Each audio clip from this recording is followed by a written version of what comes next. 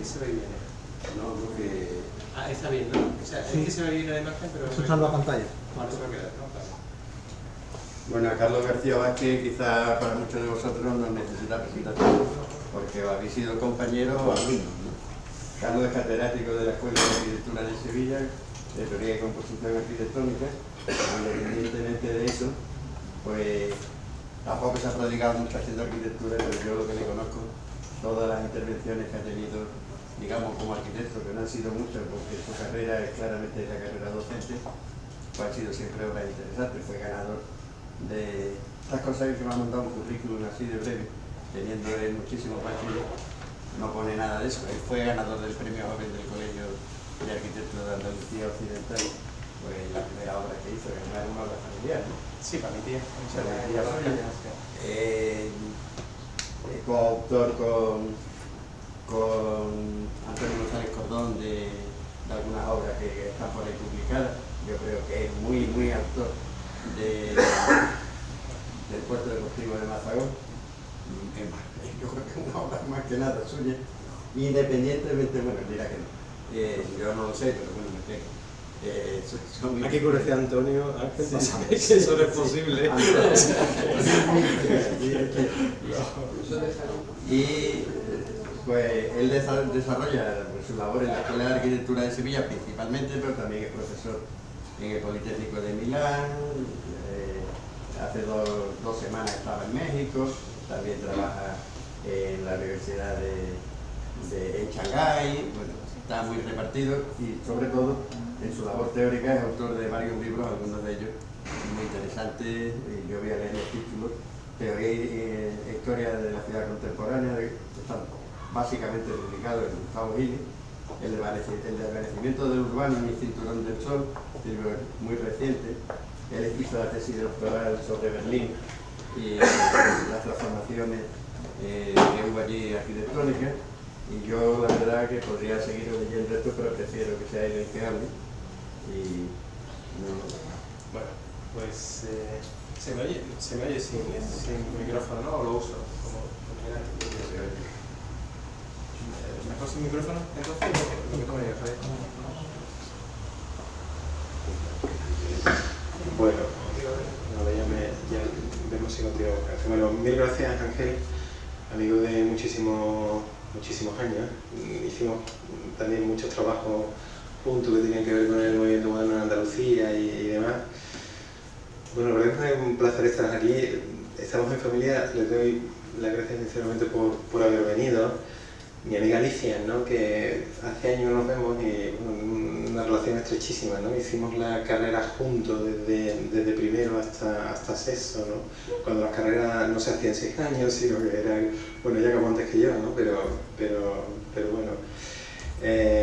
Bueno, y aquí una compañera me dice además que ha sido alumna mía, ¿no? Con lo cual, bueno, hay algún motivo en todo eso, ¿no? Bueno, yo les iba a dar aquí un poco esta conferencia, que es fenómenos urbanos emergentes, la reinvención de la ciudad europea tras la crisis de 2008. Y bueno, no es que sea una primicia, pero sí que tiene algo, y por eso quería empezar con lo que sí que es mi último libro, que es este, ¿no? Tiene algo de un proyecto que está emergiendo, ¿no? Hoy en día escribir libros es una tarea casi heroica, porque, bueno, si ustedes tienen algo de contacto con la universidad, sabrán que, con el mundo de la investigación, sabrán que esto no lo valoran nada, hay otros criterios, ¿no? Que son anglosajones y que valoran mucho la escritura de un artículo, que además tiene que estar publicado en revistas de cuartiles altos, de sistemas JCR, etcétera, etcétera.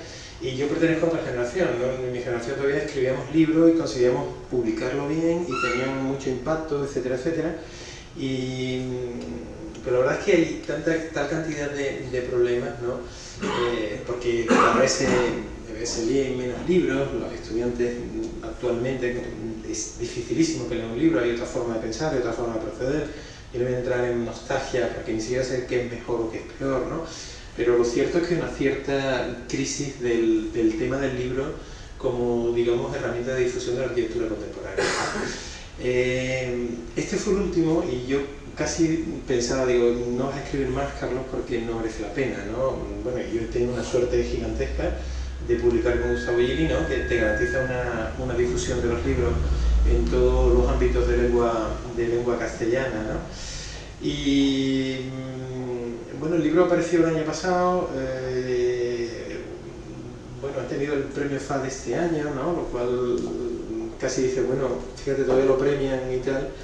Y casi ese premio FAD, ¿no? Pues me dijo, oye, pues piénsatelo, a lo mejor sí que merece la pena seguir intentando escribir libros, ¿no? Y veréis que el libro, ahora os explicaré por qué esto es un tema emergente, o puede ser casi el comienzo, ¿no? El germen de un próximo libro, quizás, ¿no?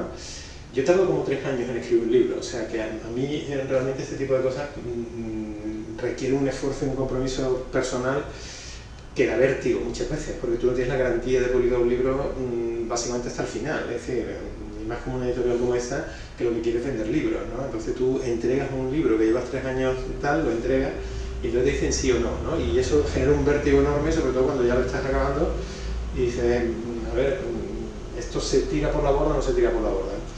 Bien, yo este libro, lo acabo así, este libro es como un libro de libros, ¿no? Porque, bueno, cuenta la ciudad contemporánea en un periodo que va desde finales del siglo XIX hasta ahora, hasta el 2007, y es un libro de libros. Básicamente es la historia de libros, no solamente de, digamos, arquitectura y urbanismo, tiene 3 partes, ¿no? Una es la ciudad de los sociólogos, la ciudad de los historiadores y la ciudad de los arquitectos, y por lo tanto es un libro de libros sumamente amplio. Eso no había manera de acabarlo también. Bueno, esto tiene también mucha crisis personal detrás, ¿no? Por ambicioso, ¿no? No había manera de acabarlo. Me metí también en disciplinas, esto en conferencia estamos con un grupo pequeño, ¿no? Me metí en disciplinas de las que yo no soy para nada experto, ¿no? Y claro, empiezas a hablar de antropología urbana y casi tienes que estudiar antropología urbana para atreverte a hablar de eso y demás, ¿no? El tema es que, bueno, tenía esas 3 partes, ¿no? Y la última parte acaba en 2007. Ustedes saben que la crisis actual tiene como 2 episodios. El primero fue con las hipotecas subprime de Estados Unidos en 2007, y aunque a nosotros nos llegó el chaparrón en 2008, un año después, ¿no? Yo cogí la de 2007, en cierto modo que salió una cifra redonda. Esto iba a tener otro título, Gustavo Gili me lo quitó, pero salió una cifra redonda con 2007 entre 1882, que es cuando se abre la primera estación eléctrica en Londres, ¿no? Hasta el 2007 son 125 años, y por lo tanto digo, mira, es más redondo que 2008, ¿no? El tema es que ese libro acaba con esa frase, ¿no? Está por confirmarse si estamos ante un nuevo cambio de paradigma. Me refería a la crisis de 2008. También os digo una cosa, este libro se acabó de escribir como en 2010-2011, pero la propia editorial tiene una crisis impresionante, ¿no? O sea, lo ha pasado realmente mal, y la publicación del libro se dilató muchísimo, ¿no? Pero el libro se acabó en plena crisis, ¿no? Entonces, esto tenía un poquito de esa angustia que hemos vivido y seguimos viviendo, ¿no? De la intensidad de una... ¿Sí, ¿alguna manera de que esto se vaya? No hay manera de permanecer la... Bueno, Javier, ¿hay alguna manera de que no se vaya la pantalla cada vez en cuando? Ya. Bueno, acababa con esa frase un poquito de la angustia de la crisis, ¿no? Está por confirmarse si estamos ante un nuevo cambio de paradigma epistemológico que condicionará la manera en la que las próximas generaciones de sociólogos, historiadores y arquitectos, en los 3 campos que abordaba el libro, analizarán, teorizarán y proyectarán la ciudad. Así termina este libro en la incertidumbre de si en 2007 comenzó un 4º capítulo que está por escribir, ¿no? La idea o porque tiene un poco que ver con la lógica tripartita del libro, ¿no? La idea era que básicamente las grandes, ahora ya sí que lo he estropeado por completo porque se ha ido ya del todo, que las grandes crisis económicas pues a menudo, ¿no? Muchas veces, han producido cambios, digamos, en la forma de entender, en la forma de pensar casi el mundo, ¿no? Paradigmas, ¿no? La primera fase está asociada a un pensamiento muy racionalista, la segunda, que es de posguerra, está asociada a un pensamiento existencialista, y la actual muy al relativismo posmoderno, y que, bueno, pues quizás una crisis de la magnitud de la que estamos viviendo, saliendo, porque no se sabe muy bien en qué situación estamos, pues podría inducir también ese cambio de paradigma en la forma de hacer ciudad. Yo me acuerdo mucho de un artículo, esto sí fue un artículo que escribió Bernardo Secchi, a principios de los años 80, en la revista Casabela, cuando empezaba el tema de la globalización, estaba emergiendo la gran crisis industrial de los años 70, la globalización, el ecologismo, todo este tipo de cosas. Y él escribió un artículo que fue sumamente interesante, pero que lo que era brillantísimo era el título. Se llamaba Las condiciones han cambiado, ¿no? Y realmente él estaba viendo lo que mucha gente no veía todavía. Es decir, todavía se pensaba que la industria se recuperaría, que la forma de hacer ciudad volvería, o sea que aquella era estas crisis en V o en U, ¿no? Y no lo fue, ¿no? Fue un cambio de paradigma absoluto. Lo que se nos vino encima fue la globalización, una manera de hacer distinta, que cambió radicalmente el urbanismo, etcétera, etcétera. Y él lo intuyó. Probablemente desde el punto de la teoría urbana es el primero que intuyó aquello, ¿no? Y le puso ese nombre, las condiciones han cambiado, ¿no? Pues básicamente está la intuición de eso, de que las condiciones quizás han cambiado también, ¿no? Y ahí emerge realmente quizás una forma de hacer ciudad que es muy distinta, que yo les quiero contar. Ya les digo, esto es el comienzo de un proyecto. Está más avanzado, porque aquí básicamente les voy a contar por brevedad, ¿no? 3 aspectos, hay algunos más, ¿no? Pero la idea es esta, ¿no? Quizás se ha producido un cambio de paradigma con la crisis de 2007-2008 y realmente no está emergiendo una serie de fenómenos urbanos que apuntan a otra manera de hacer ciudad. Esto es muy, es muy arriesgado el afirmarlo y está por comprobar, ¿no? Pero esa es básicamente la lógica de lo que les podría contar hoy, ¿no? Y iba a empezar, yo creo casi que si lo dejas da igual, porque si no vamos a empezar aquí y yo no sé qué vas a decir para hablar de cambio de paradigma para seguir alargando este momento. No. Bueno, básicamente os digo, a ver, hay como 3 cuestiones, ¿no? Que son nuevas, ¿no? Que son 3 nuevas condiciones y que pueden apuntar a esto, ¿no? A lo mejor dentro de 5 años nos vemos otra vez y digo, vamos, me caí con todo el equipo porque esto no es falso, ¿no? A ver, primero hay una nueva organización productiva que empieza a apuntar a un papel importante en las ciudades medias y pequeñas, no solo las grandes metrópolis. Luego hay un tema que se llama la nueva pobreza, ¿no? Lo que los sociólogos norteamericanos llaman la New Poverty, y está apuntando a un renacimiento de lo local frente a lo global, el declive de lo global y el renacimiento de lo local.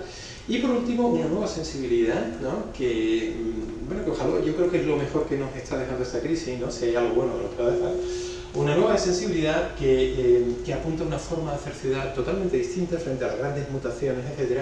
Apunta a una forma de hacer ciudad que podríamos decir que tiene como dos vectores, la autolimitación y la transformación suave, ¿no? Básicamente, ¿no? Estos son 3 de los temas que yo estoy ahora tratando y os lo quería contar un poco por encima, ¿no? Es decir, qué se está derivando de cada uno de ellos, ¿no? Y bueno, dentro de la suposición o de la hipótesis que esto pueda configurar una nueva forma de hacer ciudad. La nueva organización productiva. A ver, tradicionalmente, bueno, todos hemos hablado, la globalización, según ustedes, realmente tiene una lógica muy bipolar, como mucho en la contemporaneidad, ¿no? Realmente hoy el blanco-negro o esto o lo otro no funciona. ¿Por qué? Porque hay un feedback, las cosas se retroalimentan. La gente dice, el nacionalismo catalán no tiene sentido con la Unión Europea. Pues mire usted, a lo mejor tiene exactamente, la globalización es lo que está alimentando el nacionalismo, ¿no? Es decir, las situaciones son tan complejas que realmente un opuesto está generando otro, está alimentando al otro, ¿no? Y esto pasa con la globalización, ¿no? Es decir, como usted sabe, la expansión a lo largo de todo el planeta de los temas productivos, pero esto ha generado realmente una gigantesca necesidad de control, ¿no? Esto ya lo escribió Saskia Sanse, famosísimo libro, ¿no? de las ciudades globales del año 91, que precisamente la Volkswagen, para poder producir en Indonesia, en México y en Brasil, pues las decisiones tienen que estar ultra controladas desde sur, desde Alemania, ¿no? Y esto estaba dando un poder gigantesco a ciertas ciudades donde básicamente se concentraba los temas de gestión de todo este sistema productivo absolutamente global, ¿no?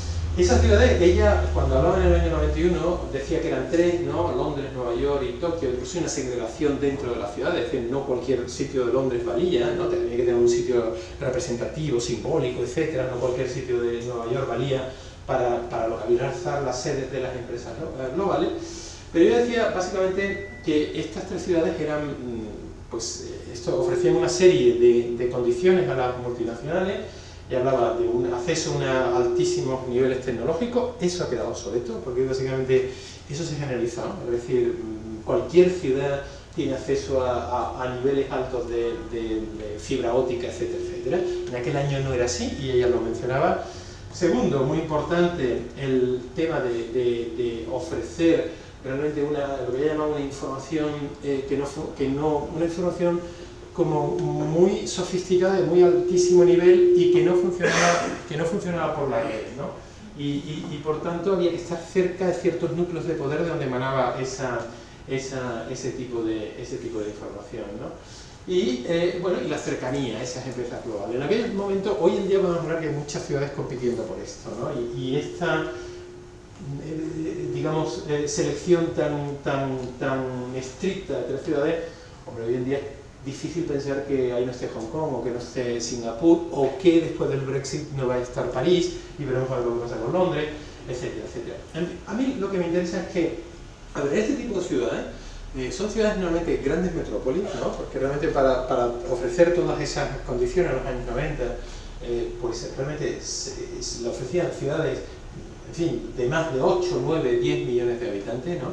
Y hay un dato que se los aporto, digo porque también casi un mea culpa de los que nos hemos dedicado a los estudios urbanos contemporáneos, ¿no? Es nuestra fascinación por estas ciudades. Es decir, yo me he pasado la vida estudiando Los Ángeles, Shanghai, Tokio, etcétera, etcétera, y nunca he estudiado una ciudad como Huelva, pero vamos, tampoco he estudiado mi ciudad, ¿no? Es decir, nunca he estudiado Sevilla, ¿no? O nunca he estudiado Valencia, nunca he estudiado, no sé, Nápoles, ¿no? Es decir, evidentemente estas ciudades son sumamente fascinantes, ¿no? Son muy fascinantes, pero yo les doy un dato, es decir, solamente el 13% de la población del planeta vive en ciudades de más de 5 millones de habitantes. Solamente el 13%, yo o me lo estoy cargando todo o tengo mala suerte, ¿no? Solamente el 13% de la población del planeta vive en ciudades de más de 5 millones de habitantes. Es decir, los que nos dedicamos a los estudios urbanos, y yo creo que esto es generalizado, nos pasamos la vida estudiando la excepción. Además, los problemas de estas ciudades son muy específicos, muy específicos. ¿Por qué? Porque hay una densidad de actividad, hay una densidad humana, hay una enorme tensión productiva que se produce en ese tipo de ciudades y no se produce en otras, no se produce en la inmensa mayoría, ¿no? Frente a esto, hay ciudades de este tipo, ¿no? Como Piacenza o Granada, que son ciudades que tienen, bueno, está el concepto de ciudad intermedia, ¿no? Que habla de un tipo de ciudad, tal como está establecido aquí en España, son ciudades de entre 50.000, es decir, estaríamos ahora mismo, Huelva es una ciudad intermedia, ¿no? Entre 50.000 habitantes y 500.000 habitantes, pero yo, a ver, viendo a la Unión Europea, yo creo que eso habría que extenderlo al 1.000.000 de habitantes, ¿no? Realmente la estructura ósea de Europa la generan este tipo de ciudades, ¿no? Ciudades como Marsella, como Palermo, como Valencia, como Lyon, ciudades como Hamburgo. Bueno, Hamburgo ya lo ha sobrepasado, ¿no? Pero ese tipo de ciudades que están entre, pues eso, los 100.000 y el 1.000.000 de habitantes. Es la osamenta de nuestro continente. No se puede decir lo mismo de Asia, no se puede decir lo mismo de Latinoamérica, pero sí se puede decir esto desde Europa. Y aquí, en estas ciudades que digamos tienen menos de 1.000.000 de habitantes, vive el 50% de la población del globo, ¿no? Entonces, realmente, en fin, yo creo que hay un reto que es empezar a estudiar este tipo de cosas, ¿no? Yo se lo comento mucho a los estudiantes de doctorado que empiezan ahora con temas de estudios urbanos, inmediatamente es que si Nueva York, que si Londres, que si Hong Kong, que si Shanghai, que si no sé cuánto. Digo, mira, esto es inédito y esto, sinceramente es inédito, esto es sumamente interesante y esto no estudia nadie. Y sinceramente, muchas veces una ciudad lo que necesita es una buena lectura. Gran parte del éxito gigantesco que tiene Barcelona y que tiene Barcelona tiene que ver con Manuel Solá Morales, sinceramente. Habría que ver qué sería Barcelona si no, quiero decir, en el prestigio que tiene en el mundo académico, si no fuera por Manuel Solá Morales, ¿no? Es decir, muchas veces se trata de que una persona inteligente, interesante, un grupo de estudiosos alrededor de esa persona, de un laboratorio, pues genera realmente un discurso interesante. Yo creo que está todavía por construir ese discurso de ciudades como esta, sinceramente, de ciudades como Huelva, del tamaño de Huelva, ¿no? Bien, como les decía, hay una nueva conducción que es un nuevo, digamos, forma de diseminación del tejido productivo que apuntan a la importancia de este tipo de ciudades medias y ciudades pequeñas, ¿no? Esto tiene mucho que ver con la crisis y con el gigantesco deterioro que ha producido el mercado laboral, ¿no? Primero, por los salarios que se han hundido, segundo, por la precariedad. Y esto hay un personaje absolutamente martirizado, ¿no? Que seguramente muchos de ustedes lo son, que es el autónomo, ¿no? Y el autónomo realmente es un personaje sumamente contemporáneo, sumamente contemporáneo. Realmente hay muchísimas personas que se han visto que son autónomos sin que esa sea su voluntad, ¿no? Se han visto obligados a el trabajo en casa solitario, o se han visto obligados a fundar microempresas, ¿no? Como una forma de lidiar con las condiciones de un mercado laboral absolutamente endemoniado, ¿no? Y ese papel, es decir, el tema de los autónomos, de la microempresa o del trabajo unipersonal, está generando realmente una especie de tejido productivo muy capilar, porque está por todos lados, es decir, porque no tiene el impactazo de la empresa global, de la empresa multinacional, que de pronto pulsiona el territorio en un punto y genera una intensidad gigantesca, pero tiene esa virtud, es decir, es una red capilar que convive, a ver, nadie está diciendo que esto vaya a acabar con las multinacionales, pero está conviviendo con esa otra forma de producir, ¿no? Y hay una gran diferencia entre una persona que trabaja en una gran multinacional y una persona que trabaja en una microempresa o que es autónomo, que tiene un trabajo unipersonal. Es decir, si alguien trabaja en la sede telefónica, pues tiene que vivir en Madrid. ¿Por qué? Porque ahí está la sede telefónica. Mientras que realmente este tipo de persona muchas veces trabaja desde casa o trabaja desde oficinas pequeñas, compartidas, con temas de coworking, etcétera, etcétera. Y esto está abriendo realmente, es lo que está alimentando el papel de las ciudades medias y pequeñas, donde no hay normalmente grandes multinacionales. Hay un ejemplo muy raro puede ser Frankfurt, ¿no? Que la ciudad tiene un poquito más de medio millón de habitantes y están, bueno, los grandes bancos europeos están allí, pero no es lo normal, ¿no? Por lo tanto, digamos que esta forma de trabajar, asociado a eso, a lo micro, ¿no? Y asociado a actividades unipersonales o de pequeños grupos, realmente por lo menos está dando la oportunidad de trabajar desde las ciudades medias y pequeñas y de saltarnos esas grandes ciudades que comentábamos anteriormente. Esta gente además, normalmente, aunque en cierto modo somos nosotros, ¿no? O son muchos de ustedes, son personas de un alto nivel de educación y muy exigentes, es decir, que a la hora de elegir dónde quieren vivir son muy selectivos. Esto en España es muy difícil de entender, porque este país tiene una crisis de desempleo que es estructural y que es histórica, ¿no? Aquí yo recuerdo que en los mejores momentos de la crisis, previa a la crisis, aquí la tasa de paro creo que llegó al 8% en el mejor de los mejores momentos. En Andalucía estaba en el 12 o en el 13, en lo mejor que hemos conocido en décadas. En el 8% en un país como Alemania es insoportable, es una tasa de paro insoportable. Y aquí estamos acostumbrado a pensar que el trabajo es como un regalo gigantesco que nos cae del cielo. Pero esto no es habitual, es decir, en la mayoría de los países, digamos, del primer mundo, realmente una persona bien formada elige, y elige muchas veces según convicciones o políticas, o culturales, o de gustos, etcétera, etcétera, elige dónde vivir. Nosotros, básicamente, nos damos un empleo, nos agarramos sea donde sea, y donde sea, nos agarramos como un clavo ardiendo, intentamos no movernos y intentamos quedar ahí, ¿no? Esta gente en muchos otros países, ahora lo vamos a ver, el caso de Estados Unidos es sumamente dinámico, ¿no? Está el dicho de cada 7 años se cambia de casa, se cambia de pareja y se cambia de... No, eran 4 cosas, de casa, de pareja, de coche y de empleo, ¿no? Es una sociedad que cambia mucho el lugar de residencia. ¿Qué está explicando fenómenos como este que les voy a contar? A ver, esto es el Randstad holandés, ¿no? Randstad en flamenco, en holandés, significa ciudad anular, ¿no? Y es realmente un entorno sumamente competitivo desde el punto de vista global, es decir, muy competitivo. Esto compite realmente, para ver ustedes, la agencia del medicamento se ha venido aquí, se ha venido a Ámsterdam, ¿no? Pero esto, para entenderlo, no se puede entender solo el papel de Ámsterdam. El Randstad realmente es una galaxia de ciudades medias, ¿no? La más grande es Ámsterdam, que tiene 800.000 habitantes. Luego está Haarlem, que es muy cercana, tiene unos 150.000 habitantes. Leiden, 120.000 habitantes. La Haya, 400.000 habitantes. Rotterdam, 600.000 habitantes. Y Utrecht, que tiene 250.000 habitantes. Es decir, todo esto entre la más pequeña, que es Leiden con 120.000 habitantes, y la más grande, Ámsterdam, que tiene 800.000 habitantes. Todas entran dentro de ese rango digamos, de ciudades medias.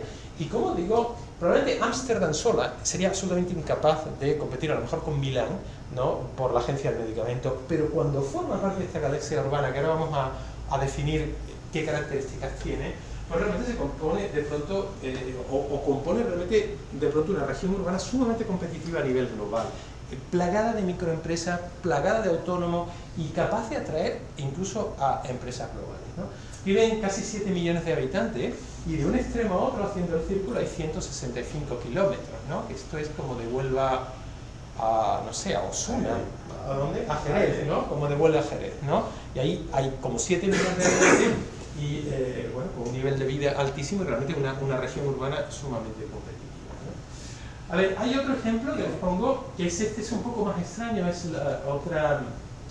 Le estoy hablando de lo que es la metápolis, lo que se llama la metápolis. Ahora hablaremos del nombre, ¿no? Pero esta es la otra segunda gran metápolis de Europa, es un poco más particular, es la del norte de Europa, la del norte de Italia, perdón. Aquí viven 13 millones de habitantes, es un poco particular porque es una especie de ángulo que tiene un vértice en Milán, ¿no? Y de ahí salen como dos ejes, uno que va hacia Venecia y otro que va hacia Bolonia. Milán sí es una gran ciudad, tampoco espectacularmente grande, ¿no? Tiene menos de 2 millones de habitantes, ¿no? Sin el área metropolitana, ¿no?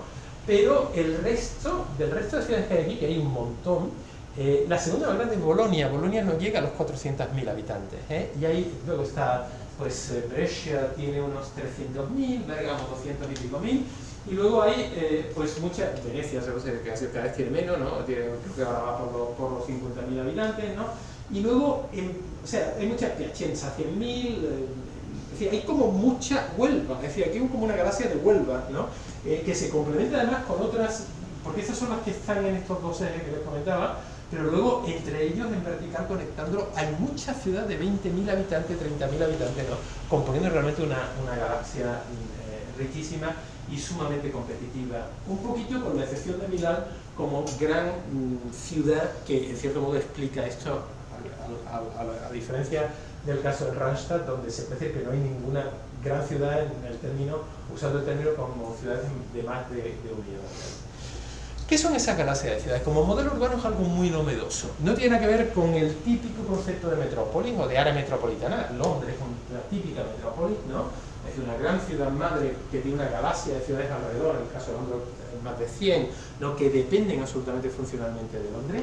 Tampoco tiene nada que ver con esto que se empezó a aparecer en los años 60, lo estudió el geógrafo francés Jean Botman, ¿no? Esta es la primera megalópolis, le llamó megalópolis, ¿no? Esa es la primera que se estudió y que es la que va desde Boston hasta Washington, Baltimore, ¿no? Y que proviene, en aquellos años los años 60 tenía 45 millones de habitantes, hoy hay 80 millones de habitantes, proviene realmente de unas áreas metropolitanas, es decir, son como 7-8 metrópolis cuyas áreas metropolitanas han crecido tanto que se han empezado a converger unas con otras, ¿no? Lo que ahora, si van ustedes de Boston a Baltimore, pues básicamente van por un tejido urbano, ¿no? ¿Por qué? Porque son áreas metropolitanas que se han pegado una a la otra, ¿no? Está Boston, está Nueva York, está Filadelfia, está Washington y luego está Baltimore, ¿no? Es decir, quien le dio nombre a esto que estamos comentando, al Randstad o al Valle del Po, lo que se llama la región urbana del Valle del Po, pues fue François Haché en el año 95, y el nombre que le dio fue metápolis, ¿no? Diciendo que tiene dos características que merece la pena, es decir, no cualquier galaxia de ciudades que están más o menos cerca conforma una metápolis, ¿no? Es decir, tema que hace la clave de por qué una galaxia de ciudades que están cerca son metápolis o no. Pues básicamente, es decir, estas ciudades no compiten entre sí productivamente. Es decir, no intenta uno quitarle a la otra no sé qué. No intenta una, si tú tienes un aeropuerto, yo intento tener otro aeropuerto mejor. O si tú tienes un gran puerto, yo intento tener un puerto mejor.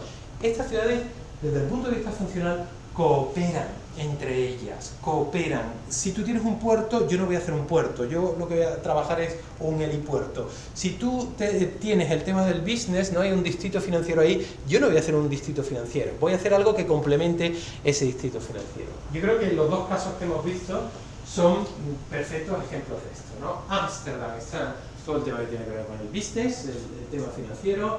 Haarlem tiene una industria muy particular, que es la industria de las flores, ¿no? Que genera muchísimo dinero en Holanda, ¿no? Pero tiene que ver la transformación de productos agrícolas. La Haya es la gran capital administrativa, donde está el parlamento, etcétera, de Holanda, y es una ciudad administrativa.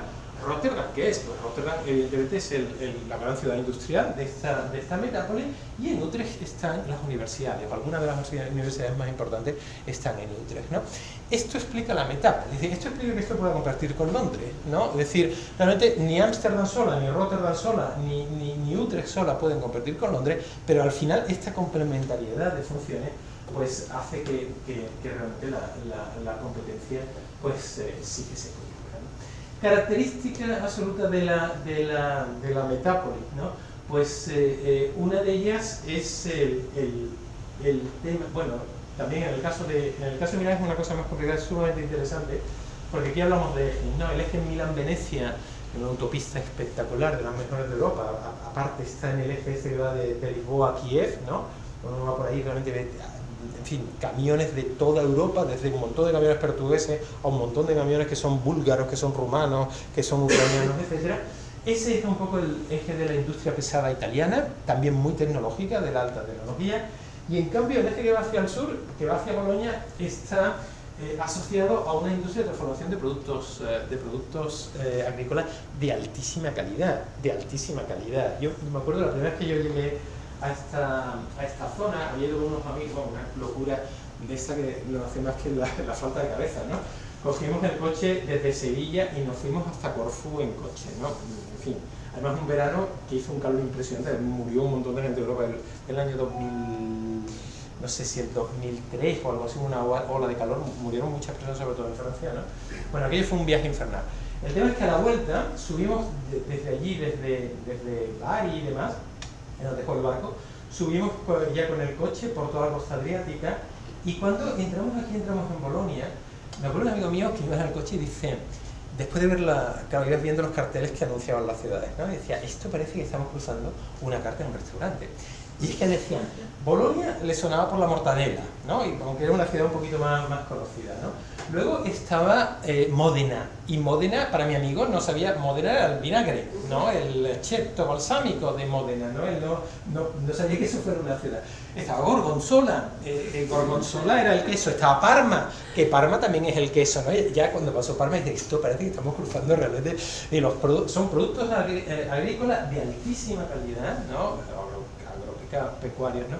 De altísima calidad, que luego se procesan y se venden en todo el mundo, pues con un nivel de diseño absolutamente espectacular. Y lo importante de Milán aquí es que aporta un eje a otro el tema del diseño, ¿no? Es decir, el tema de la moda, el tema de un altísimo diseño llevado a cómo se empaqueta una mortadela, o el tema de un altísimo diseño llevado a cómo se organiza una vitrina de un escaparate de una ciudad tipo Piacenza, que realmente uno pasa por el escaparate de la famosa salumería, ¿no? Saben ustedes que venden chorizos, salchichones, etcétera.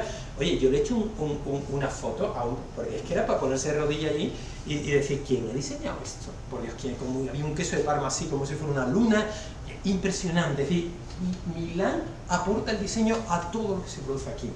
Milán aporta un tono determinado que luego hace que estos productos sean sumamente competitivos en todo el mundo, ¿no? Como productos, evidentemente, lo encarecen un montón por el tema de la imagen y son sumamente competitivos, ¿no? Lo que decía, una característica fundamental de la metrópoli es, la metrópoli no es una megalópolis, es decir, entre una ciudad y otra hay campos de tomate, entre una ciudad y otra hay bosques, es decir, uno cuando va de Ámsterdam a Utrecht atraviesa un montón de zonas que son verdes, que no son urbanas, es decir, no es como ir de Nueva York a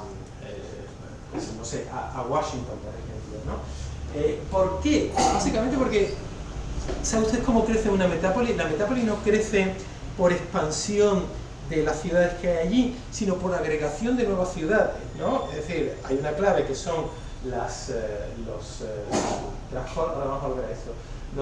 transportes de alta velocidad, sobre todo el TGV o el AVE, ¿no? Porque evidentemente si uno está en el Randstad y tú tienes tu fábrica en Rotterdam, pero tienes que ir a exponer a Ámsterdam algo, Evidentemente tú no puedes estar cogiendo a ver a qué hora sale el tren de Ámsterdam, para nada. Tú directamente te vas a la estación de Rotterdam y no te preocupes que en 10 minutos pasa un tren para Ámsterdam. Es decir, un tren además de altísima velocidad que te lleva allí en 20 minutos, no en media hora, ¿no? Es decir, esto es lo que estructura las metápolis. Por eso tiene, lo decía Shea, la forma de crecer saltando, es decir, incorporando una nueva ciudad porque llegue el TGV, porque llegue el AVE o porque funcionalmente, o normalmente por ambas cosas, ¿no?, se integre a esa lógica productiva, ¿no?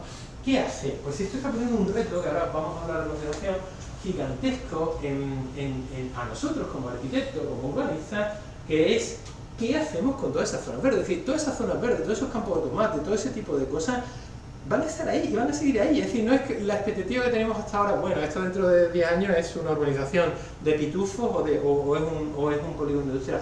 No, señor, va a seguir ahí porque esto crece de otra manera.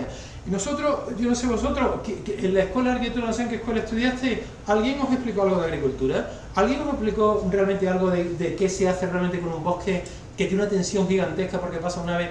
No lo sabemos. Es decir, todo esto genera una crisis en la docencia impresionante. No estamos preparando arquitectos para este tipo de fenómenos. Los primeros que tenemos la culpa somos nosotros, los profesores. ¿Por qué? Porque no sabemos. No sabemos. En las universidades italianas, el Politécnico ya está metiendo en escuelas de arquitectura asignaturas que tienen que ver con la lógica productiva agrícola, ¿no? ¿Por qué? Porque el área donde ellos están trabajando, es decir, muy normal que un urbanista tenga que lidiar con todo ese tipo de fenómenos, ¿no?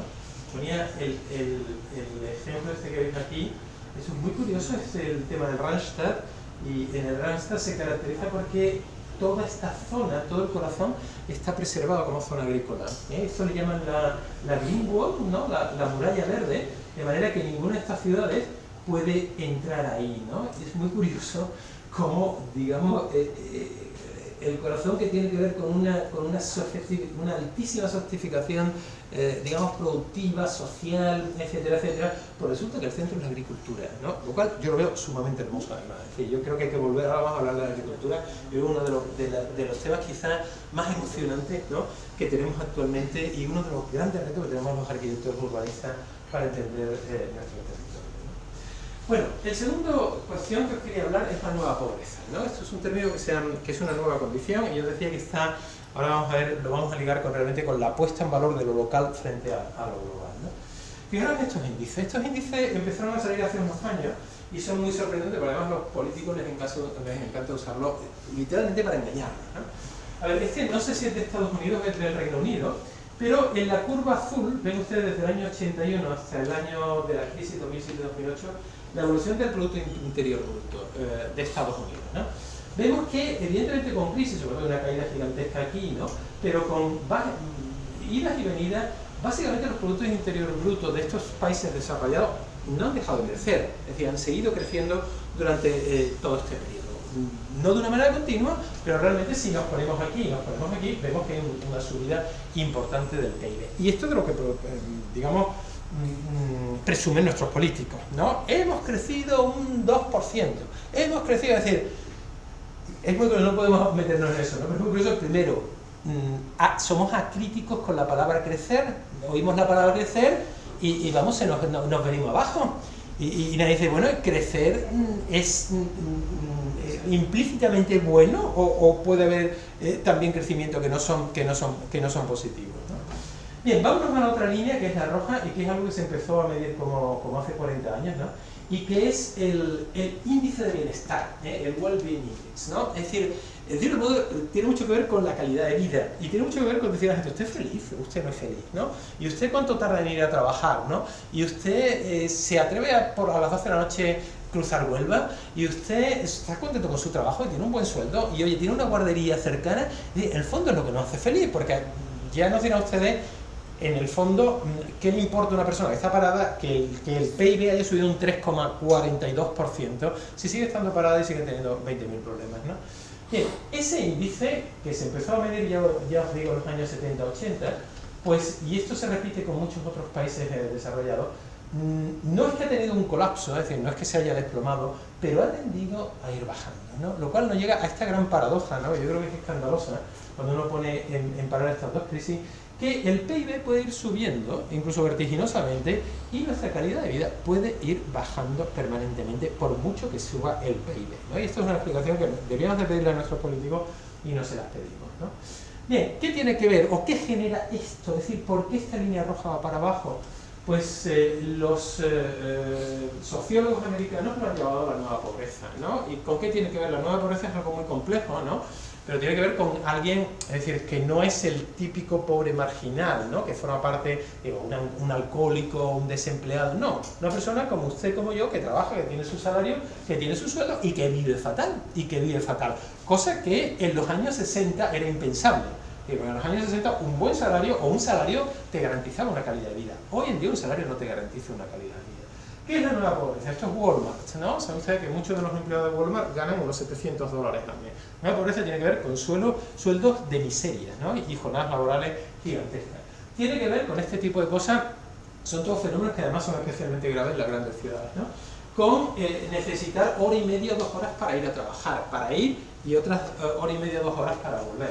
Tiene que ver con unas ciudades que son más violentas que nunca. Hay lugares como Latinoamérica que la violencia es absolutamente insoportable y está condicionando una cultura del miedo en muchas de estas ciudades. El miedo como una forma de ver el mundo, como una forma de actuar que es, otra cosa no nos engaña, es sumamente rentable, ¿eh? El miedo es sumamente rentable, políticamente y para mucho constructor de comunidad cerrada, de empresas de seguridad. Entonces, ¿visto usted? Una cosa que me pone de los nervios, la campaña esta de Securitas Direct. Yo no sé, antes del verano era, uy, va a dejar usted su casa sola, y ahora que se va el verano y tal, ¿cómo va a dejar su casa sola y tal? Hacen como unos gags, ¿no?, de actores, ¿no? Ay, o que están en la playa, me han llamado que acaban de robar al vecino y tal. Cuando volvemos del verano, la campaña es, y ahora vamos a dejar la casa de la playa sola un montón de meses y tal, hay que poner la alarma en tu piso, en la ciudad, y ahora hay que poner la alarma en la... Esto es una cultura del miedo, oye, que hay mucha gente realmente haciendo mucho dinero con este tipo de cosas, ¿no? Por lo tanto, ciudades más violentas, cuidado, y con una base, porque tampoco uno se puede inventar algo viviendo en un paraíso, ¿no? Es decir, una base, evidentemente estamos en una sociedad violenta, ¿no? Y evidentemente todo lo que tiene que ver con la polución, que no solamente es del aire, que también acústica, etc. Esto es la nueva pobreza, esto explica esta línea roja, ¿no? Explica que cada vez vivamos peor, el desplome de nuestra calidad de vida, ¿no? Y hay un autor que empieza a decir, a ver, es que quien puede elegir, ¿no? Resulta que empieza a elegir ya por calidad de vida. Es decir, quien puede elegir dónde vivir, ¿no? Empieza a elegir por calidad de vida y no realmente porque aquí esté. ¿Por qué? Porque esta nueva estructura productiva, a ver, si tú eres un autónomo que trabaja desde tu casa, pues en cierto modo tú puedes decir, oye, es que me puedo ir a vivir a otro sitio, me puedo ir a vivir a Punta Umbría perfectamente, no tengo por qué vivir en Huelva, ¿no? Y puedo vivir en Punta Umbría, ¿no?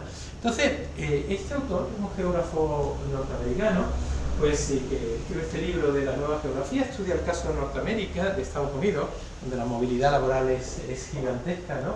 Y empieza a descubrir cómo las características locales son cada vez más decisivas a la hora de esta gente de tomar la decisión de dónde se va a vivir, ¿no? Él habla, por ejemplo, tengo que leer porque no me lo sé, pero cuenta cómo los demógrafos de Estados Unidos pues habían demostrado que en el censo del año 2000, que las ciudades que tenían, fijaros, estamos hablando de buen tiempo, las ciudades que tenían temperatura por encima de los 10 grados en enero, crecieron 10 veces más en población, 10 veces más que la que tenía temperaturas por debajo de cero, es decir, donde el clima era más calmado, demográficamente crecía mucho más. Y las ciudades con más de 15 pulgadas, no sé traducir eso a metros, ¿no? Más de 15 pulgadas de lluvia anual crecieron 2 veces más que las que tenían más de 45 pulgadas. Es decir, la idea es donde hacía sol y donde llovía menos, realmente se está produciendo un crecimiento demográfico sustancial en Estados Unidos frente, daos cuenta, el tradicional triángulo productivo de Estados Unidos, hace mucho frío, que es el que va de Boston a Chicago a Washington, hasta Nueva York, etc. Hace mucho frío y realmente llueve bastante, ¿no? ¿Qué estaba potenciando esto? Pues lugares como este, ¿no? Como el Sunbelt, ¿no? Como el famoso cinturón del sol, ¿no? Lo que me interesa decir es que tanto el sol, como el clima, como la belleza, como este tipo, eso son características locales. Es decir, eso no se transmite por fibra óptica, ¿no? Eso tiene que ver mucho con dónde estamos, ¿no? ¿Qué hay? ¿Está el mar cerca o no está el mar cerca? ¿Hay una montaña maravillosa cerca o no? ¿Es bonita esta ciudad o no lo es? ¿Qué temperatura hace, ¿no? Y él decía que incluso esto estaba, y él lo veía en la década de los 90, pero eso era la primera vez que pasaba en la historia, que las áreas rurales habían crecido como el triple en demografía, que el triple que las áreas urbanas, ¿no? Él decía que por primera vez en la historia de la humanidad se estaba produciendo una migración de la ciudad al campo. Y había mucha gente yéndose al campo, ¿no? A crear engendro, yo sé que conocen hacer esto, Park City en Utah, ¿no? Hay mucho morbo en todo esto. Utah es un estado muy blanco en Estados Unidos, ¿no? Hay muy poca mezcla racial, el 90 y tantos %, cual es muy raro en Estados Unidos, ¿no? El 90 y tantos % de la población de Utah es blanco, o sea, ese es el estado de los mormones y demás, muy religioso, un estado muy particular, ¿no? Park City está en Utah, ¿no? Utah es un estado que está trayendo a mucha gente. Los sociólogos, la mayoría de ellos además tiene una base marxista de formación, y inmediatamente están diciendo esto es una segregación racial que se está produciendo en el territorio, y la gente blanca se está yendo a un estado blanco porque quieren evitar estados donde hay más mezcla racial, ¿no? En el caso, lo que nos interesa realmente es que quien está llegando a lugares como Park City era un pueblucho de madera que se caía en los años 50 de 1000 habitantes, ¿no? Hoy no sé si tiene 20.000 o 30.000 habitantes, y es un lugar, quien está llegando a Park City no es el típico suizo, no sé qué, que dice yo me bajo del tranvía y me voy al Algarve, me pongo una granja y me lío. No, está llegando gente muy urbana, que trabaja en sectores muy altos, que tienen que ver con las altas tecnologías, etcétera, etcétera, y que por tanto están llevando a Park City, realmente la están desvirtuando por completo. Realmente Park City hoy en día, a ver, es que si usted quiere comprar lo último que ha salido en Milán en la semana de la moda de septiembre, ya está en Park City, un café vale $6, ¿no?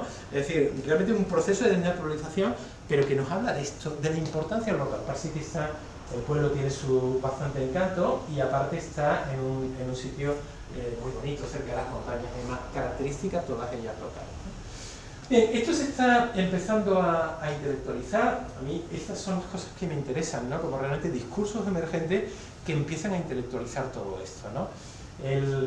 La vuelta a lo local frente a lo global, y el declive del pensamiento global en el tema de la ciudad, ¿no? Esto es muy italiano. Hay una escuela en Italia, se llama la escuela territorialista. No sé si conocen, este es un urbanista de Florencia, Alberto Magnaghi, ¿no? Que ha escrito este libro, está en castellano, se llama El Proyecto Local, ¿no? Por supuesto en italiano, la versión inglesa es más resumida, porque el proyecto local es un poquito pesado, ¿no? Y realmente Magnaghi está defendiendo una vuelta a lo local, ¿no? A partir de una serie de premisas, ¿no? Es decir, en primer lugar, él habla de rehacer los vínculos de las poblaciones con el territorio, ¿no? Él habla de este tipo de casos. Comparamos lo que era el plano de Francia, cuando las ciudades tenían que ver por qué está París ahí, ¿no? O por qué Marsella está aquí. Tiene que ver con una ensenada, tiene que ver con la desembocadura de un río, tiene que ver con si hay una mina cerca, tiene que ver si hay un territorio agrícola rico cerca o no. El paso de esto, que era el mundo antes del siglo XIX, a esto, ¿no? Cuando se dividen los países, pasando de las ciudades, pasando de la geografía, pasando de las montañas, pasando de los ríos, porque la lógica productiva industrial realmente tiene un poder enorme realmente, y es capaz de rehacer un territorio de una manera absolutamente artificial. Él dice que hay que volver a esto, que hay que volver a por qué está aquí localizada Huelva, es decir, y no está 20 kilómetros más arriba, y por qué Huelva fue la que se convirtió en la capital de la provincia y no lo fue Aracena, ¿no? Todo ese tipo de cosas que tienen que ver con una situación privilegiada, con estar cerca del mar, con tener un puerto, con las comunicaciones con otro tipo de ciudades, todo eso que se perdió en el paso del tiempo, él dice que hay que rehacer esos vínculos con la biorregión, ¿no? Segundo, habla, y esto es casi, bueno, habla de esto, de la necesidad de volver a unas formas de producción que tienen que ver con artículos locales, ¿no? Esto viene todo del Valle del Po, ¿no? Es decir, la industria de la cuchillería allí es importantísima, la industria de los zapatos es antiquísima, ¿no? De la artesanía, del aceite de oliva, es decir, todo esto realmente hoy en día genera muchísimo dinero, evidentemente haciéndolo desde una visión contemporánea, y habla de la necesidad de volver a la identidad, de la necesidad de volver a discursos que nos hablan de las tradiciones del lugar, ¿no? Él plantea este concepto que es el de ecópolis, ¿no? Esta es una propuesta que hace él para las afueras de Florencia, para la zona de Prato, ¿no? ¿Qué es una ecópolis? Una ecópolis realmente es un territorio de ciudades, normalmente de pueblos, ¿no? Que tiene varias cosas importantes. Falta de jerarquía, como algo positivo. Es decir, no un tal y luego viene este, sino 20 puntitos, ¿no? Que entre ellos todos tienen una cierta pulsión, ¿no?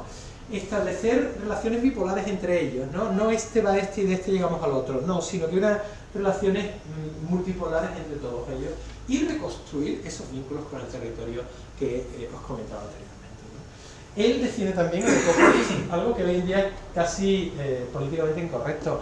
Él define la necesidad de volver a los bordes, de volver a la frontera, de volver a los límites, ¿no? Tiene un sentido y suena casi a habitar refugiados y este tipo de cosas, ¿no? Pero él habla de una manera sumamente sensata. Es que, dice, la ciudad tiene una dimensión lógica. Cuando se supera, empieza realmente a hacer algo que no funciona. Es que, como si yo le digo, yo le enseño esto y le pregunto a usted, ¿esto qué es? Y me dice usted, un puntero. Si esto mismo, exactamente así, yo se lo enseño así de grande, le digo a usted, ¿esto qué es? Digo, mira, tiene forma de puntero, pero yo estoy seguro que no es un puntero, porque no funciona como un puntero. Oye, pues volver a esto en la ciudad. Es decir, es que hay un territorio que es lógico que ocupa una ciudad, por de dónde viene el agua, por de dónde, es decir, por qué distancia es lógica hacer en el coche todos los días para llegar a tu puesto de trabajo, por qué requisitos tienes no sé, de agrícolas, etcétera, etcétera. Él habla otra vez de volver a instaurar esta cultura de los límites, ¿no? Y por último, lo que hablaba anteriormente, de cómo en la ecópolis, pues, digamos, la agricultura es el centro de todo. Un poquito, le da una enorme importancia dentro de lo que es la estructura productiva, y en segundo lugar, la agricultura entendida como un hecho cultural, ¿no? Él habla un poquito que es el ADN de ecópolis, ¿no? Esto explica, pues, esto, una de las grandes cosas que en las escuelas de arquitectura realmente, es decir, la agricultura urbana debe ser una asignatura. Y este boom que parece una moda, pero que ya no es una moda, es que esto arrasa, ¿no? Una agricultura urbana que es una agricultura, además, la necesidad de empezar a desconectar estos prejuicios. Tenemos agricultura, el viejecito que se va a morir, que es muy pobre y que se va a morir y que ya el huerto se convertirá en una urbanización. No, una agricultura tecnológica, eficiente, biológica y que interesa a la gente joven porque se puede hacer dinero con este tipo de cultivos, ¿no? Ya esto se está extendiendo a todas las escalas. Ya empieza a haber cinturones del parque agrícola del sur de Milán. El crecimiento de Milán está limitado hacia el sur, no por un cinturón verde, sino por un cinturón agrícola, ¿no? Es decir, está protegida la agricultura que hay ahí, ¿no? Y la ciudad no puede crecer. Y lo más interesante es que todas las granjas que se quedaron ahí, ¿no? Es decir, todas las granjas agrícolas que hay ahí, o se han convertido, esto es un poquito más, en fin, en unos restaurantes muy caros y demás, o mucho más interesante en las granjas que se han convertido en centro de barrio. Es decir, el centro de un barrio cercano resulta donde la gente, la comunidad se reúne para tomar decisiones, o para preguntar, o para una exposición, o para no sé qué. Resulta que es una granja, pero una granja donde hay pollo, donde hay gallina y donde hay... Es decir, dentro de una vida absolutamente urbana está el tomate y está la gallina, ¿no? Es decir, algo, lo que decíamos, ¿no? Culturalmente, volver a asimilar la agricultura como algo nuestro que está dentro de la ciudad. Una escala mayor, esto lo conocerán ustedes, el Parque Miraflores, ¿no? Que son estos parques rotatorios. Ustedes saben que esto es el resultado de una lucha vecinal, ¿no? Esto empezó durante la dictadura, y cuando llegó la democracia realmente intentamos desmontar todos estos huertos, y la comunidad, esto es un polígono, ¿no? Residencial del norte de Sevilla, ¿no? y del noreste, y fue la que evitó realmente que quitaran esos huertos, ¿no? Que son rotatorias, ¿no? O este lugar, ¿no? Ya en una escala menor, es un brownfield. El brownfield es el nombre que le dan los americanos a un suelo contaminado, ¿no? Se ha construido en un suelo contaminado, no se puede construir encima, se puede usar como parque, pero no se puede poner ni vivienda, ni comercio, ni nada, ¿no? Esto era una estación de servicio en Kreuzberg, en Berlín, que quitaron la gasolinera y en el suelo no se podía hacer nada, ¿no? Y la comunidad de vecinos pues se le pidió al ayuntamiento que se lo alquilara para poner un huerto. Evidentemente el huerto no es directamente plantado en el suelo, sino que es un huerto que se planta en cajones, ¿no? Pero se ha convertido absolutamente en la... Fijaros que esto... O sea, ahí han puesto dos contenedores, no sé si han estado aquí, pero se ha convertido en una atracción turística. Han puesto dos contenedores, ¿qué es esto? Dos contenedores, uno ahí en un sitio venden los tomates, porque hay una cosa además muy didáctica, el alquiler se paga con lo que se vende allí, ¿no? Yo creo que realmente esta cosa de gratis nadie lo valora, no, hay que pagar un alquiler y la gente va a ir a comprar lechuga, tomates, etcétera, y con eso se le paga al ayuntamiento de Berlín, ¿no? Y han puesto esos contenedores y venden café, etcétera, y eso se ha convertido en un lugar público, un espacio público realmente fascinante, ¿no? Está lleno de gente de toda la raza que interactúan de una manera absolutamente informal, ¿no? Y no sé, yo cuando le pongo a mis estudiantes esta imagen les digo, esto es bonito, claro, ellos saben que yo estoy apreciando aquello, y tú no puedes hacer un esfuerzo como de trabajar, Dios mío, tengo que decir que esto nos tiene que gustar, porque este hombre está valorando eso un montón, ¿no? Y digo, mira, relajaros, no es bonito, digo, pero es importante, estamos de acuerdo, es muy importante, ¿no? Y creo también es otro de los temas que los advierto, es decir, esta educación orientada radicalmente a la estética es muy perniciosa, ¿eh? Y nos hace que se nos estén pasando por delante cosas súper interesantes que nosotros no controlamos o que no valoramos precisamente por la falta de calidad o la insignificancia del factor del factor estético, ¿no? Bien, lo último era la nueva sensibilidad, ¿no? Y bueno, decía que era como digamos, ojalá quede esto, ¿no? Esa nueva sensibilidad que se ha ido formando con la crisis, ¿no? Y que está apuntando a una especie de cambios de valores, ¿no? O por lo menos de reajustar nuestra escala de valores, ¿no? Frente a esta cultura hipercompetitiva, ¿no? Que viene de la globalización, pues este tipo de cosas, ¿no? Esto es la plataforma antidesahucio, ¿no? Personas que se unen porque sí, sin conocer a quién va a desahuciar, pues van un día determinado a una puerta para evitar, es decir, la cooperación, la generosidad, el intercambio, ¿no? Frente a esta obsesión por la velocidad que nos hemos pasado 20 pueblos, es decir, a veces decimos, a ver, es que el transporte eficiente es muy rápido, a ver, esto es el tren magnético este que va del aeropuerto de Shanghai a Shanghai, ¿no?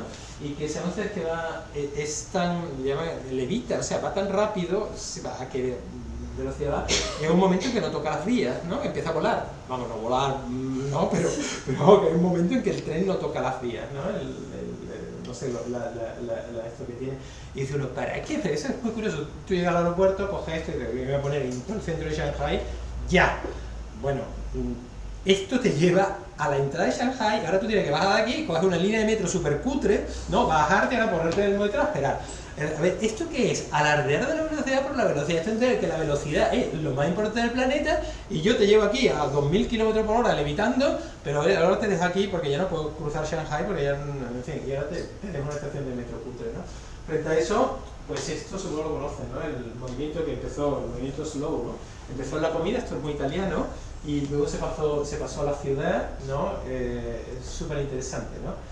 Es muy del norte de Italia, ¿no? O sea, esto en Sevilla lo intentaron hacer con el alcalde anterior con Monteseri, ¿no? Al anterior, ¿no? Una de las políticas slow en los centros históricos es quitar los semáforos, o sea, que no haya semáforos. Todos los semáforos que había por la Campana, por la zona del Duque, los quitaron. ¿Por qué? ¿Qué quiere decir? Simplemente tú estableces prioridades. Número 1, en medio de la calle, peatón. Número 2, bicicleta. Número 3, coche. ¿Qué quiere decir? Tú vas en el coche, un peatón, una bicicleta, de semáforo no lo tienes que dejar pasar. Punto, ¿no? Esa es una política slow que evidentemente el alcalde siguiente lo venía a decir. Los taxistas estaban absolutamente de los nervios con eso, ¿no? Frente a, bueno, la obsesión con las altas tecnologías, el low-tech. Y este es otro tema, es decir, el diseño low-tech hay que saber, es decir, hacer un buen diseño low-tech es muy difícil. Oye, ¿por qué? Porque los materiales son muy baratos, muchas veces no son bonitos, etcétera. Saber diseñar low-tech hay que enseñarlo. Y en nuestras escuelas no se enseña. Es que estamos todavía con el vidrio no sé qué, con el acero inoxidable y con mi odiado acero Corten, que lo odio con toda mi alma, ¿no? Por esa cosa de querer parecer viejo, pero en cambio es sumamente caro, ¿no? Es decir, aprender a hacer... Les pido disculpas porque seguramente aquí hay un persona acero Corten y esto es una cosa personal de... Yo soy muy magnético a veces, o sea, que la culpa es mía, ¿eh? Pero, a ver, hacer talleres de diseño low-tech, ¿no? Hacen falta en las escuelas de arquitectura.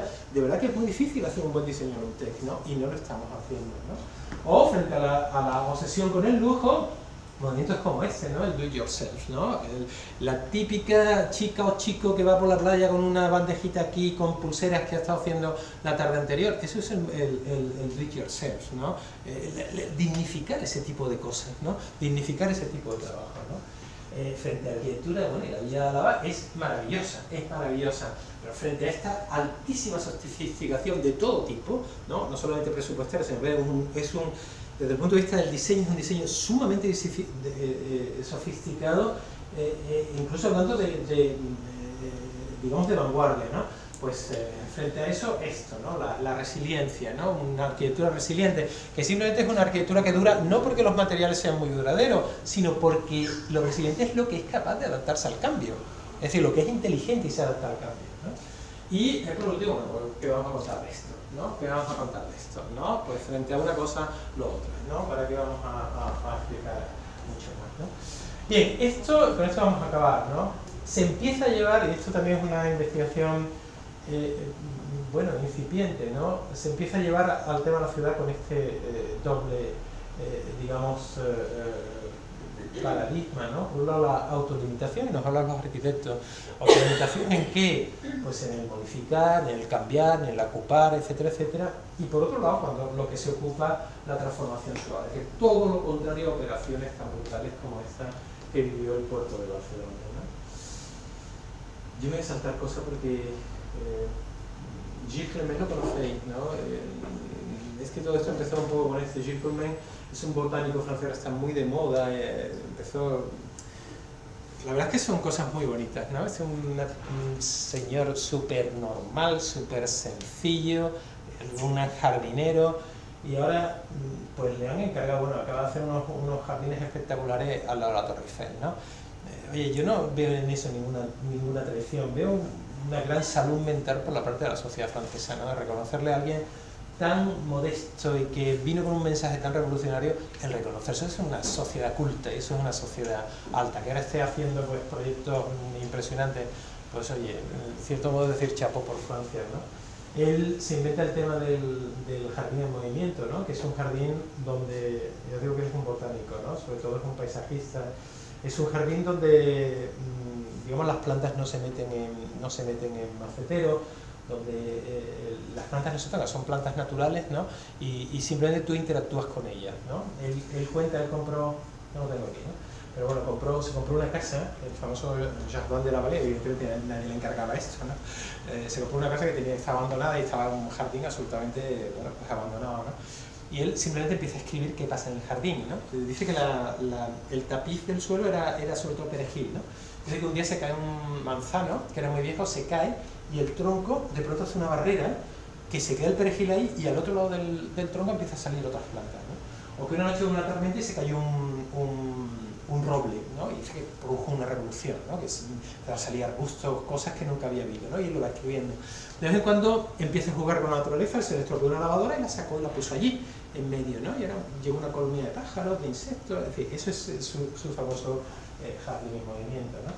Y él habla de ese concepto del tercer paisaje, que son esos lugares donde el ser humano no toca, ¿no? Hay tres tipos: el parque natural, los lugares de la ciudad donde simplemente nunca se ha actuado, o los residuos, ¿no? Que son los lugares obsolescentes, ¿no? Y él habla de la necesidad de dejar esto, de no tocarlo, ¿no? Y apela a dos cosas. Uno, dice, aquí hay animales, aquí hay plantas, es decir, estos lugares, aunque obsoletos, aportan biodiversidad a la ciudad. Y segundo, y casi más interesante para nosotros, dice, realmente es que hay una nueva belleza, no es nueva, pero esto es muy inglés, que es muy del siglo XVIII, ¿no? Que es esa belleza muy romántica de ver el paso del tiempo por las cosas. Es decir, la belleza de lo que está oxidado, la belleza de lo que se está cayendo, la belleza, es decir, no esta cosa, esta sensación que tiene uno en Texas, ¿no? Un país como este, un estado como Texas, de que todo está como recién inaugurado, es decir, los pintores se acaban de ir de aquí, ¿no? Todo es brillante, todo tiene un olor a nuevo, es decir, aprender esa nueva belleza, ¿no? Y en este sentido, con esto paso a la arquitectura, y hay una serie de casos, los cuento muy por encima. Este es un caso muy antiguo. En Alemania, Peter Latz, en Duisburg, un complejo industrial gigantesco, ¿no? De grandes industrias, digamos, o sea, muy pesado, ¿no? Pues le piden que haga un parque, ¿no? Y dice, bueno, que hubiera hecho, digamos, el arquitecto urbanista tradicional, pues hubiera tirado todo, hubiera dejado la chimenea. Evidentemente la chimenea hay que dejarla, porque es que la chimenea es un glamour gigantesco, ¿no? El parque no tenga una chimenea como único y todo lo demás hay que tirarlo, ¿no? Y este hombre, pues lo que hizo es esto, autolimitación, tocó poquísimo, ¿no? Y lo que tocó lo hizo muy suavemente, es decir, la transformación suave. Esto era un gasómetro, simplemente lo llenó de agua, se quitó el gas, lo llenó de agua, metió 4 camiones oxidados debajo y lo convirtió en un centro de entrenamiento para buceadores, ¿no? Que bucean aquí. Esto eran unos depósitos, les pone unos pates, ¿no? Y la gente lo usa para escalar. Él insinúa actividades, ¿no? Simplemente puso pates, él ni lo limpia, ni lo pinta, ni acaba con este deterioro, ni tal, sino simplemente pone unos pates y la gente lo usa para escalada. Esto era un brownfield, esto eran hornos y estaba el suelo contaminado, pues pone este tipo de plantas que chupan la contaminación, pone alguna pasarela nueva, son muy bonitos, son esos jardines muy islámicos que se visitan desde arriba, las demás las deja como tal, ¿no? Y uno dice, a ver, esto hace falta un buen arquitecto, que es el Peter Latz, ¿no? Pero hace falta un muy buen alcalde. Imaginaros el día de la inauguración de esto, ¿no? Cualquier alcalde que es convencional, decir, bueno, iba a cortar la cinta, ¿no? Y veía a la gente mirar el parque nuevo que tiene Duisburg, ¿no? O sea, hace falta un alcalde muy culto, ¿no? Y muy valiente. ¿Qué ha pasado con esto? Pues aquí tienen ustedes lo que pasa con esto, ¿no? Esto es probablemente el parque más visitado de Duisburg. ¿Por qué? Es decir, ¿por qué la gente prefiere este parque al típico caminito con la rosita a un lado y para otro el banquito y no sé cuánto?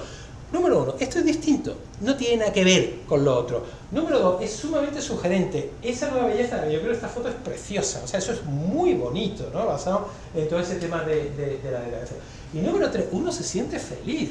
Es decir, es que estos parques de ahora, prohibido pisar el césped, prohibido sentarse no sé qué, tirarlas no sé qué más aquí, el camino va por aquí, va así, y dices tú, ¿para qué hay tanto césped si no puedo pisarlo, ¿no? Además te ponen las flores abierto de 11 de la mañana a 6 de la tarde, no vaya a ser... A ver, aquí si te quieres dar una patada al muro, dale la patada al muro, que es que hasta te lo va a agradecer. Es decir, realmente la sensación es un lugar muy poco determinista, ¿no? La gente hace lo que quiera, ¿no? Y lo admite, ¿no? Y realmente al final es un lugar sumamente visitado, como decía, ¿no? Esta es otra intervención, enseñar otra más y acabamos, que esto es una base aérea norteamericana en Frankfurt, ¿no? Que lo dejaron los americanos, se fueron.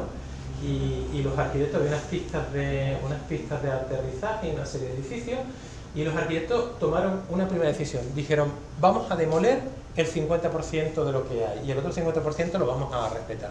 Bueno, empezó a preguntar, ¿por qué el 50%? ¿Eso es un tema filosófico del equilibrio entre lo existente y el futuro? ¿Tienes algo aquí como cósmico, budista, hinduista, no sé cuánto? ¿O no? ¿Por qué el 50%? Pues mira, ¿por qué los arquitectos cuando hacemos una casa y de pronto decimos, esto voy a girar un poquito este muro? Dice uno, son 7 grados. ¿Por qué 7 grados?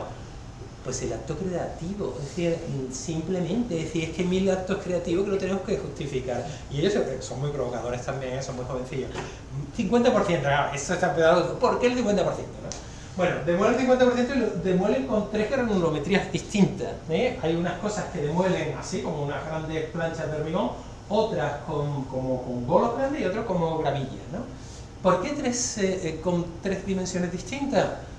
Porque el hábitat que va a generar esto, en cuanto a los animales que va a haber ahí y la planta que va a crecer ahí, son muy distintas a las que van a crecer aquí o los animales que van a haber aquí, y no digo ya en una montaña de cabras, ¿no? Están generando biodiversidad, están generando espacio para distintos tipos de animales, ¿no? Y el resto, pues intervienen con la pista de aterrizaje, la cortan por aquí, dejan esto y el paso del tiempo convierte este lugar, lo convierte Esto es ya lo que hacía Gilles Clément, ¿no? Lo deja la naturaleza, ¿no? Esto me parece una brillantez impresionante, os lo digo de verdad. No, esto, es decir, hay que ser muy bueno para esto y no hace falta nada. Tú te ríes como diciendo, este se le está yendo la olla. No se me está yendo la olla, de verdad. De verdad que no. Es porque pienso en el alcalde. Está pensando el alcalde, no. Por aquí no sé si había el alcalde o no. Pues esto es una base aérea. Pero sinceramente, esto es coger un martillo neumático y hacer lunares. Esto es súper nuestro, súper andaluz además, ¿no? En Francia, ¿no? Oye, sinceramente, hay que ser muy bueno para esto, ¿no? Y el presupuesto, pues, yo qué sé, ¿cuánto? ¿500 euros? Yo qué sé, esto vamos a tardar 3 horas de operario, no sé qué. Pues no sé. Esto me lo voy a saltar y os enseño el último, que supongo lo conocéis, este es muy famoso, ¿no? Es porque los grandes arquitectos de esta forma de la autolimitación, etcétera, son franceses, Lacaton y Basal. Y bueno, supongo que conocéis esto. Es una plaza muy famosa, es una plaza de un barrio obrero. Estos son viviendas sociales del principio del siglo XX, esto es Burdeos, ¿no? Y tenéis esta plaza, pues ahí, ¿no? Que así, esa plaza, ¿no? Y le dan, de pronto, Burdeos, una ciudad muy rica, pues imaginaros, 1 millón de euros a Lacaton y Basal, oye, pues poner esta plaza bonita y tal, ¿no? Entonces llega Lacaton y Basal, desde aquí una comunidad obrera, ¿no? Ya jubilada, ¿no? Que eran viviendas sociales, gente muy mayor, que habían sido obreros, gente sencilla y muy honesta y muy, en fin, mucha dignidad, ¿no? Y le empieza a preguntar, bueno, oye, tenemos este dinero, ¿qué hacemos con la plaza? Y la gente empieza a decir, que se hace muchísimo demagogia con todo eso, ¿eh? Y esto seguramente os va con el urbanismo participativo y todo eso, ¿no? La gente que dice, no sé, bueno, decirnos, ¿qué queréis en la plaza? ¿Por qué no sé? Yo digo, bueno, vamos a ver, ¿la usáis? Sí, que lo usamos, nos salimos aquí, nos sentamos, sobre todo lo usaban para jugar a la petanca, ¿no? La gente mayor jugaba a la petanca, ¿no? El juego este que hace el tal y no sé qué, no sé cuánto, ¿no? Y lo utilizáis y lo usáis, ¿no? Sí.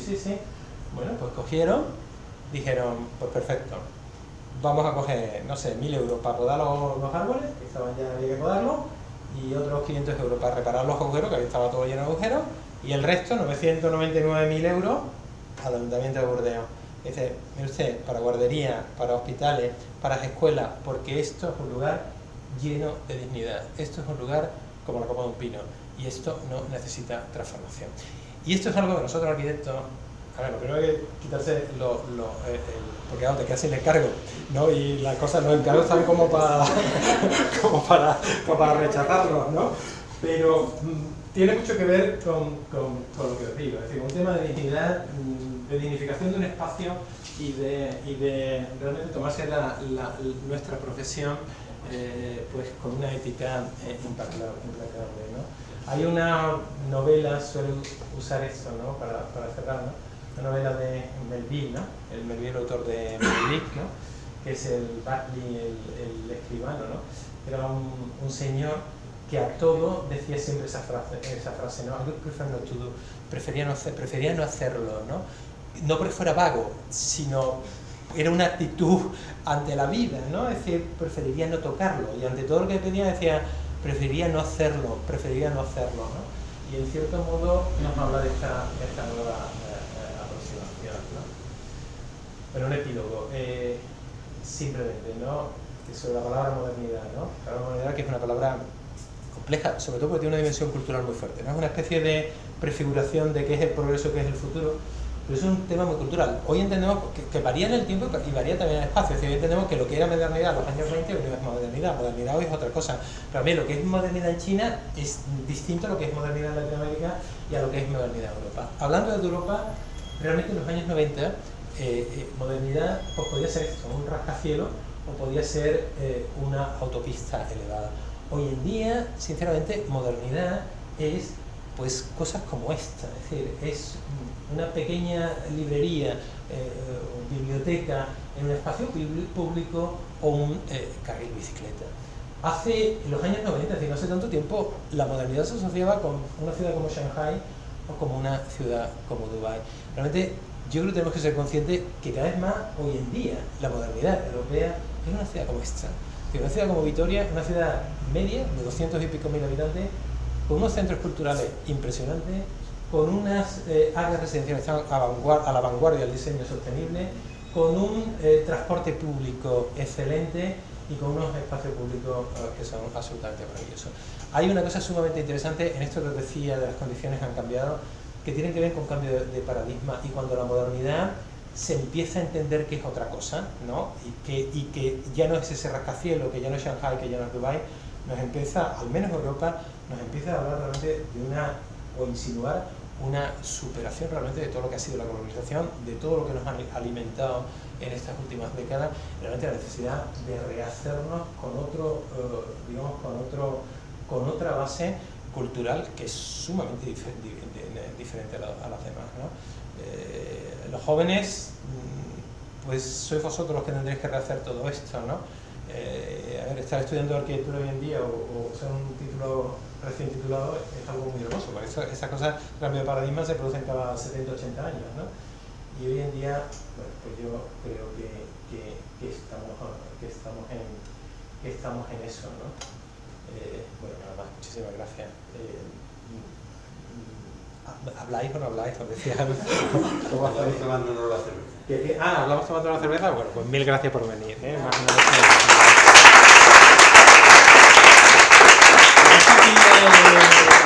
¿Ves el PowerPoint? ¿Te viste a ti tomar fotos? Ahí tienes el PowerPoint, si así lo... Yo como no lo sabía, estaba tomando Pues ahí, fotos. vamos, antes, si le da permiso, ahí está.